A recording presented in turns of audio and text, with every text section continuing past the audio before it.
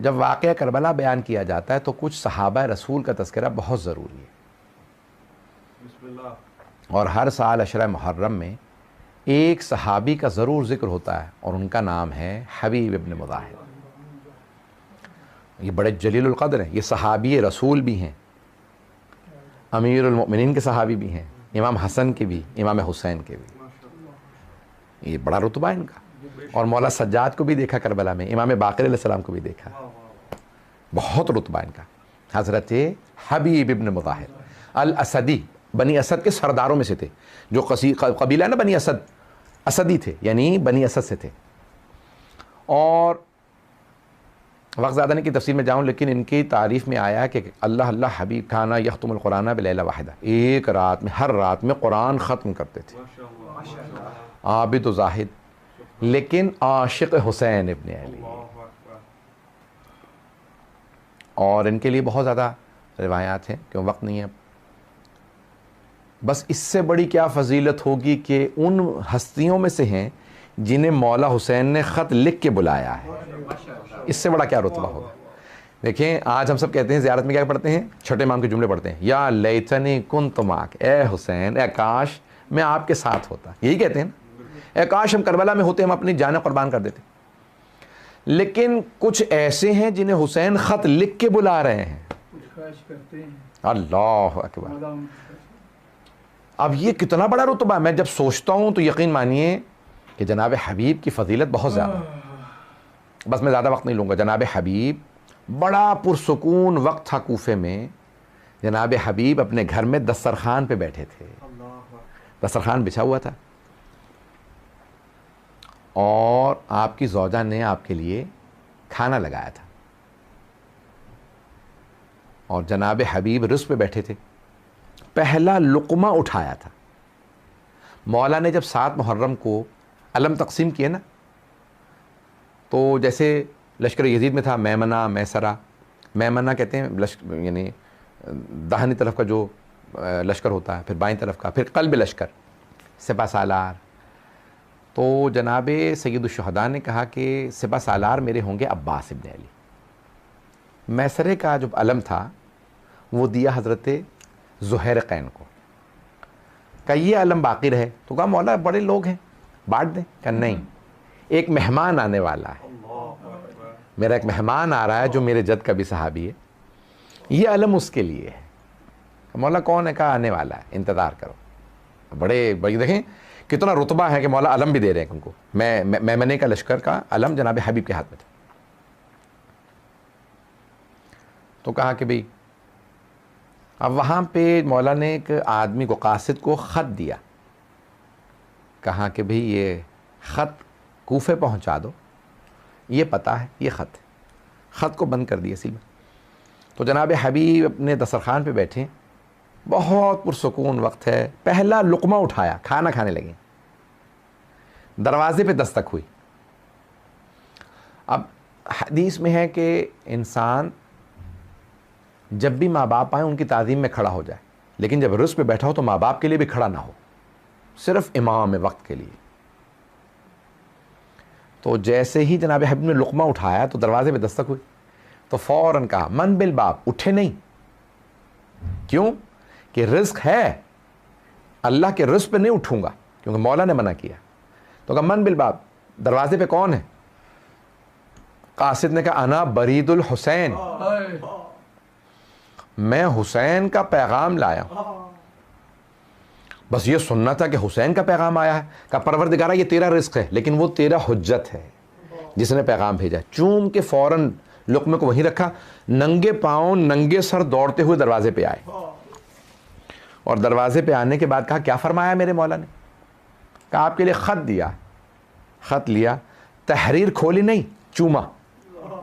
چومنے کے بعد آنکھوں سے مس کیا, سر پہ رکھا. کہ پروردگارہ تیرے حسین نے مجھے خط لکھا ہے. اللہ اکبر, کتنے عاشق ہیں. فوراً خط کو کھولا. تحریر میں کیا تھا؟ الی رجل فقیہ حبیب ابن مظاہر, ایک مرد فقیہ کے نام جو حبیب ابن مظاہر ہیں, من حسین ابن علی, حسین ابن علی کی طرف سے, الی رجل فقیہ. پہلے اپنا نام لکھا کہ میری طرف سے حسین ابن علی. پھر ایک جملہ لکھا کہا اے حبیب آپ ہماری رسول خدا سے قرابت کو جانتے ہیں کہ ہم کتنے قریب ہیں، صرف رشتہ نہیں ہے، میں کتنا قریب ہوں. پھر حبیب میں کربلا میں آ گیا ہوں، اگر آپ نصرت کرنا چاہتے ہیں تو کربلا چلے آئیے. وہ جانتے ہیں آخر میں جملہ کیا لکھا؟ کہ آجلن، کہ حبیب آنے میں دیر نہ کیجئے گا، حبیب جلدی کیجئے گا. بس یہ جملہ پڑھنا تھا، جناب حبیب کے آنسو بہنے لگے. چوما، بار بار مولا حسین کے نام کو چوما. آئے زوجہ نے کہا کیا لکھا ہے زہرا کے بیٹے نے، زہرا کے لال نے کیا لکھا؟ کہا مولا نے کربلا بلایا ہے. کہا پھر حبیب آپ نے کیا فیصلہ کیا؟ تو اب امتحان کیا تاکہ میری زوجہ بھی امتحان میں شریک ہو جائیں، وہ بھی ثواب میں شریک ہو جائیں. تو ایک مرتبہ کہنے لگے سوچ رہا ہوں کربلا جاؤں کہ نہ جاؤں.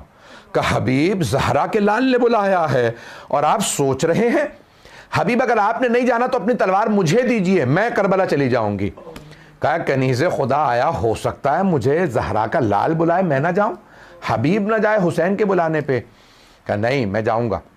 گھر میں غلام تھا، غلام سے کہا کہ غلام کوفے کے حالات اچھے نہیں ہیں، میرا گھوڑا میری سواری لے کے کوفے سے باہر چلے جائیے، میرا انتظار کرو میں آؤں گا. رات گزر لے، جب پہرا ہلکا ہو جائے گا میں نکل جاؤں گا، کیونکہ عبید اللہ بن زیاد نے پہرے بٹھا دیے، کوئی نکل نہیں سکتا. بس بھائی تمام ہو گیا وقت. آئے جناب حبیب، فوراً اپنے گھر سے رخصت کیا، وداع کیا. جیسے گھر سے نکلے تو دیکھا جناب مسلم ابن اوسجہ جو آپ کے کزن تھے، وہ بھی اسدی ہیں، وہ بہت بزرگ تھے، آپ کے سے تھوڑے بڑے تھے، تقریباً 90 برس کے ہیں. کہا کہ مسلم کہاں کیا کر رہے ہیں؟ کہا میں خضاب کرنے جا رہا تھا اور حمام بازار میں تھا تو کہا جا رہا ہوں نہانے کے لیے. کیا بات ہے اتنے افسردہ؟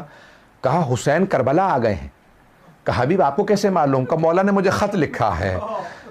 کہا کہ پھر آپ نے کیا فیصلہ کیا؟ میں فوراً نکلنے والا ہوں. کہ پھر حبیب میرا انتظار کیجئے، میں بھی جانا چاہتا ہوں. جناب مسلم بن اوسجہ بھی نکلے. اب جناب حبیب کے آنے میں تھوڑی تاخیر ہو گئی. غلام کو جب وقت بتایا تھا تو غلام ایک مرتبہ گھوڑے سے کہنے لگا اگر میرے مولا نہ آئے، میرا آقا نہ آیا تو میں تجھ پہ سوار ہو کے کربلا چلا جاؤں گا، میں جا کے حسین کا دفاع کروں گا. ایک مرتبہ جناب حبیب نے کہیں جملہ سنا، رونے لگے. کہا مولا آپ اتنے غریب ہو گئے ہیں کہ اب کنیز زادے آپ پہ غیرت کھا رہے ہیں، مولا آپ کی اتنی غربت کہ آپ اتنے تنہا ہو گئے. فوراً جناب حبیب اپنے گھوڑے پہ سوار ہوئے. غلام سے کہا جا میں نے تجھے آزاد کیا، تو بھی حسین کا عاشق ہے، میں نے تجھے آزاد کیا. غلام نے کہا نہیں آقا اب مجھے آزاد نہ کیجیے، میں بھی حسین پہ قربان ہونا چاہتا ہوں، مجھے ساتھ لے کے جائیے گا. پھر ایک مرتبہ اپنے غلام کو سوار کیا، کربلا پہنچے. یہاں جناب حسین فوراً جناب سید الشہداء خیمے سے باہر آئے. جناب عباس نے کہا مولا کیا بات ہے؟ خیمے سے باہر جناب اکبر نے کہا بابا کیا بات ہے؟ کہا میرا مہمان آ رہا ہے.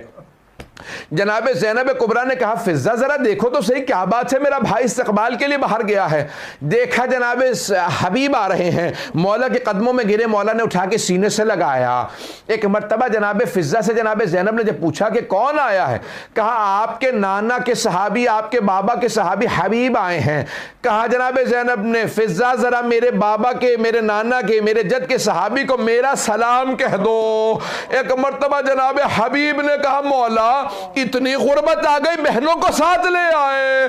کہ حبیب بڑی غربت ہے. بس بھی آخری جملہ سن لیجئے، میں نے سارے مصائب تمام کر دیے. شب عاشور گزر گئی. جناب سید الشہداء نے ایک مرتبہ اجازت دی، سب کے سب آگے بڑھ رہے ہیں، آگے بڑھ بڑھ کے حملے کرتے ہیں. جیسے ہی جناب مسلم بن اوسجہ گھوڑے سے گرے، آخری لحظہ تھا، مولا حسین پہنچے، سر اٹھایا جناب مسلم بن اوسجہ کا، اپنے زانو پہ رکھا. جناب مسلم کے آنسو بہنے لگے. ایک مرتبہ کہا مولا آپ مجھ سے راضی ہیں؟ جناب سید الشہداء نے کہا میں راضی، میرے جد رسول خدا راضی، میرے بابا راضی، میری ماں راضی. ایک مرتبہ جناب مسلم ابن اوسجہ نے دیکھا کہ حبیب بھی آ گئے. جناب حبیب سے کہا، جناب حبیب نے کہا مسلم اگر مجھے یہ پتا ہوتا نا میں آپ کے پاس زندہ رہوں گا تو میں آپ سے پوچھتا کوئی وصیت تو نہیں ہے. جناب مسلم ابن اوسجہ نے کہا حبیب آپ پوچھے نہ پوچھے میری ایک وصیت ہے.